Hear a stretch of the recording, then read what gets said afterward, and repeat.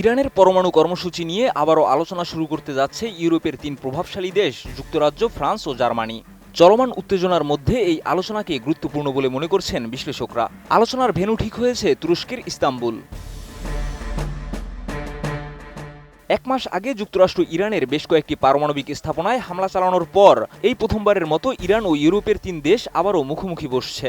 ইরানের রাষ্ট্রীয় টেলিভিশন জানায়, আসছে শুক্রবার ইস্তাম্বুলে এই বৈঠক অনুষ্ঠিত হবে। ইরানের পক্ষ থেকে কূটনীতিকরা যুক্তরাজ্য, ফ্রান্স ও জার্মানির প্রতিনিধিদের সঙ্গে আলোচনা করবেন। ইরানের পররাষ্ট্র মন্ত্রণালয়ের মুখপাত্র ইসমাইল বাঘাই বলেছে, ইউরোপীয় দেশগুলোর অনুরোধে আমরা নতুন দফায় আলোচনায় বসতে রাজি হয়েছি। মূল এজেন্ডা হবে ইরানের পরমাণু কর্মসূচি। ইউরোপের এই তিন দেশকে একসঙ্গে বলা হয় E3। গত মাসে সুইজারল্যান্ডের জেনেভায় এই তিন দেশের সঙ্গে ইরানের সর্বশেষ বৈঠক হয়েছিল। ঠিক তার পরদিনই যুক্তরাষ্ট্র ইরানের পরমাণু স্থাপনায় হামলা চালায়। এসব হামলায় নিশানা করা হয় কম্পোদেশের ফর্দ ইউরেনিয়াম সমৃদ্ধকরণ কেন্দ্র এবং ইস্পাহান ও নাতাঞ্জের পারমাণবিক স্থাপনাগুলো। প্রাণ ইউএইচটি মিল্ক, শুদ্ধতায় ও মমতায় সবসময় সেরা স্বাদে।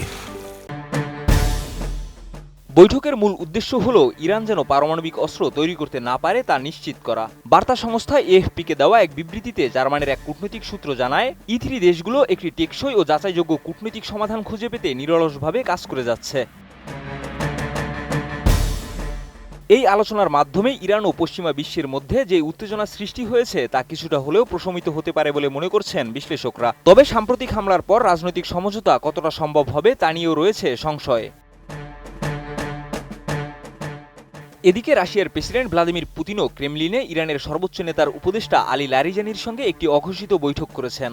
সেখানে মধ্যপ্রাচ্যের উত্তেজনা এবং পারমাণবিক ইস্যুতে রাজনৈতিক সমাধানের উপর গুরুত্ব আরোপ করেন পুতিন। বিশেষজ্ঞরা বলছেন, ইরান ও E3-র এই আলোচনার অগ্রগতি নির্ভর করবে রাজনৈতিক সদিচ্ছা, রাজনৈতিক চাপ ও মধ্যপ্রাচ্যে সাম্প্রতিক উত্তেজনার গতি প্রকৃতির উপর। শিহাব ইসলাম, ATN নিউজ।